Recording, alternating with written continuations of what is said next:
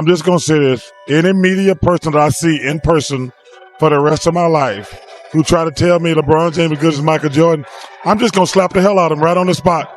Right on the damn spot. No question asked. The next person who walks up to me and say, LeBron James, who is amazing, as good as Michael Jordan or competes like Michael Jordan, I'm just going to slap the hell out of you right on the spot.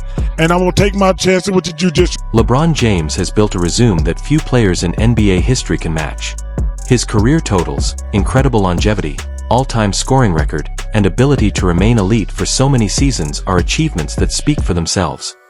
But Charles Barkley has never been the type to hold back his opinion just because it might be unpopular. Once again, he took direct aim at the LeBron versus Michael Jordan debate. It was not a subtle comment or a carefully worded television response.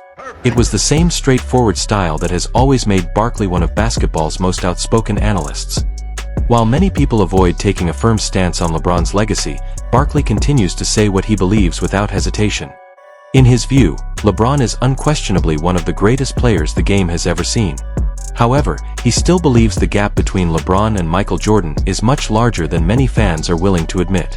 That belief is exactly why his latest remarks sparked so much discussion. Barkley was not simply looking for a viral moment, he wanted to make his position clear.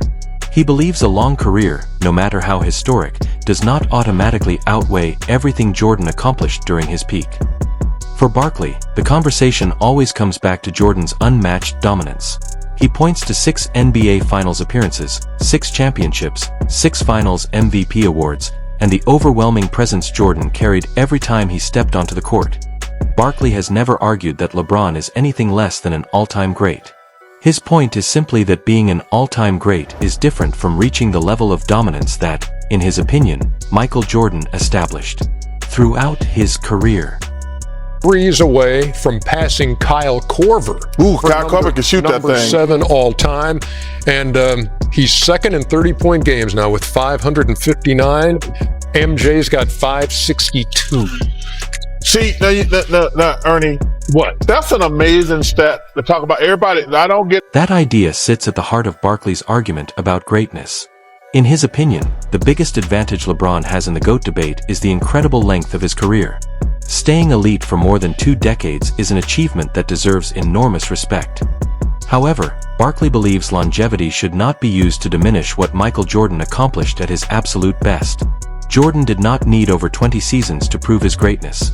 He built his legacy in a shorter span, finished with a perfect finals record, and consistently delivered when the pressure was at its highest. That is why Barkley continues to challenge a part of the debate that many fans overlook. A longer career can strengthen a player's resume, but it does not automatically mean that player's peak was better.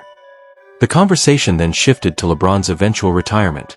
Reports suggested that he is not interested in having a farewell tour filled with celebrations across the league. Instead of one last season centered on tribute videos, standing ovations, and emotional goodbyes, LeBron reportedly prefers a quieter exit from the game. While many people viewed that decision as a sign of humility, Barkley offered a different interpretation. He questioned whether LeBron simply understands that the player fans see today is no longer the unstoppable force from his Miami Heat days, his championship run in Cleveland, or even the early years of his second stint with the Lakers. It was a sharp observation because it shifted the discussion away from retirement plans and turned it into another debate about how LeBron's legacy will ultimately be remembered. 3 more years from now? No. 2 more years maybe, but 1 more year definitely. So, LeBron's very calculated at, things he does. So, the whole world will know when it's his last year because him and his team, they probably want the farewell LeBron tour. So, to answer your question, he doesn't know now, Ernie, but I do believe he's definitely coming back at least. The main point is straightforward.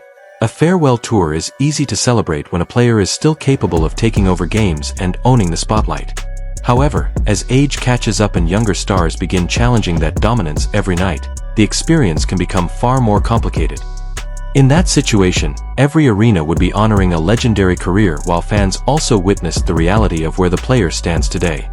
With LeBron James, even discussions about retirement quickly grow into conversations about his overall legacy. That is where Barkley believes the discussion extends beyond basketball itself. His criticism is not focused only on LeBron's performance on the court. It is also about the influence LeBron has over the league's biggest storylines and the way he shapes public conversation. Throughout his career, LeBron has shown a remarkable understanding of the media landscape. Whenever he makes a statement, it dominates headlines across the NBA. A small hint about his future immediately sparks debate on television and online. Comments about roster construction or team needs often place added attention on the Lakers' front office. Because of that influence, even the simplest remark from LeBron carries far more weight than it would for almost any other player. After spending so many years at the center of the basketball world, nearly every comment he makes, whether about retirement, roster moves, or his legacy, quickly turns into a league-wide discussion. What's your decision? In this fall, man, this is very tough. In this fall, I'm going to take my talents to South Beach and join the Miami Heat. Miami Heat.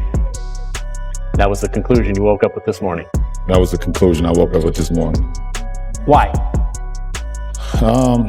Like I said before, I feel like it's going to give me the best opportunity to win and to win for multiple. LeBron's decision in 2010 continues to be a defining moment in every discussion about his legacy.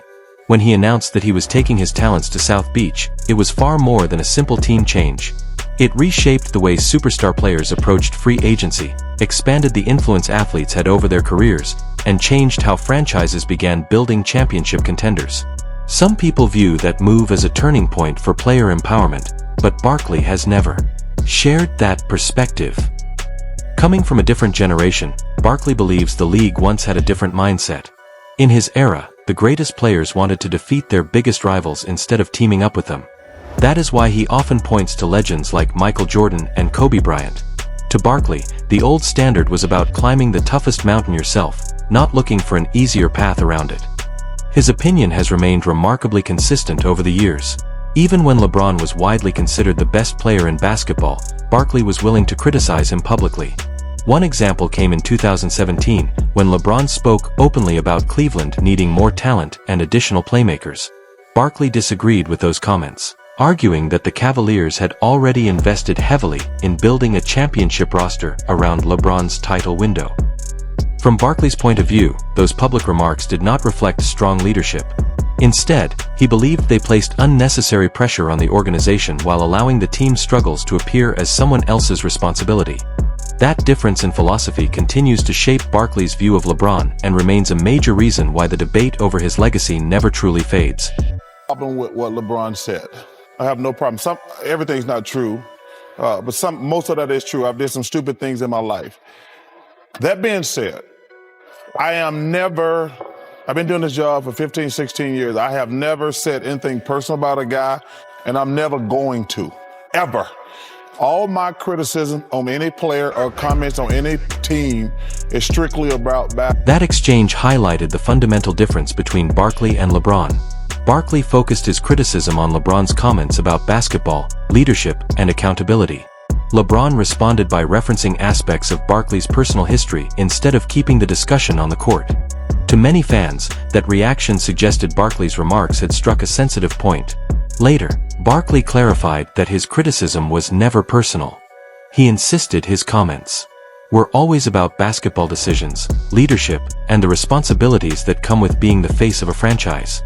That is why their disagreement is still remembered years later. It was more than a heated television exchange. The feud reflected how strongly Barkley felt about the way LeBron handled public criticism during difficult moments. Even today, many of those same questions continue to follow LeBron during his time with the Lakers. Over the years, Los Angeles has repeatedly pushed all its chips to the center of the table in an effort to maximize LeBron's championship window. The organization has traded young talent, reshaped the roster several times, and prioritized immediate success over long-term stability. Yet, whenever those bold moves fall short, the debate returns to a familiar question. Were the Lakers making smart basketball decisions, or were they simply assembling the biggest names available? According to Barkley's long-standing criticism, LeBron cannot be viewed as a major influence when the roster is being built while avoiding responsibility when those same decisions fail to deliver results. In Barkley's eyes, leadership means sharing both the credit for success and the accountability when the plan falls apart.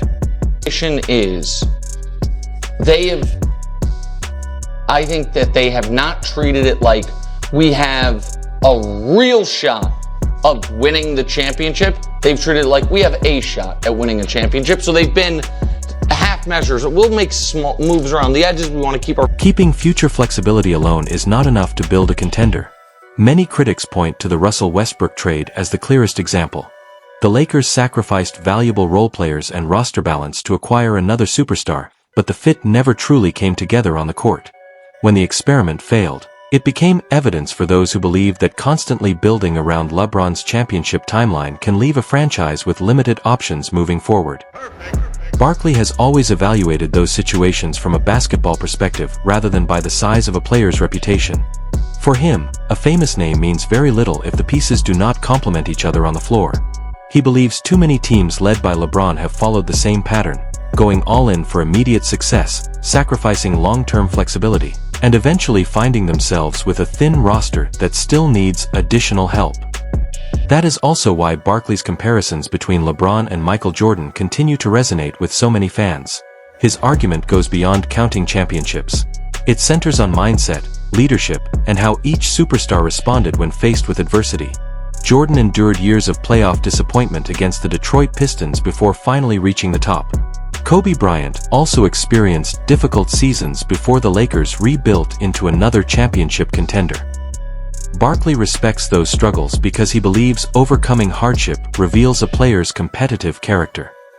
LeBron supporters often argue that comparing different eras is unfair because today's NBA operates under completely different circumstances, and that is a reasonable point. However, Barkley's position has never been about changes to the league's rules or player movement. For him, the debate ultimately comes down to mentality, resilience, and the approach a superstar takes when chasing championships. I might put him with Kobe Bryant. In my opinion, LeBron is a great player and a great man. I got him one slip behind Kobe Bryant. That is why Barkley's remarks continue to spark such strong reactions. He has never appeared concerned about upsetting LeBron's supporters, social media criticism, or losing connections within the basketball world. After decades of being praised, criticized, and constantly in the spotlight, Barkley speaks with the confidence of someone who has nothing left to prove. When he weighs in on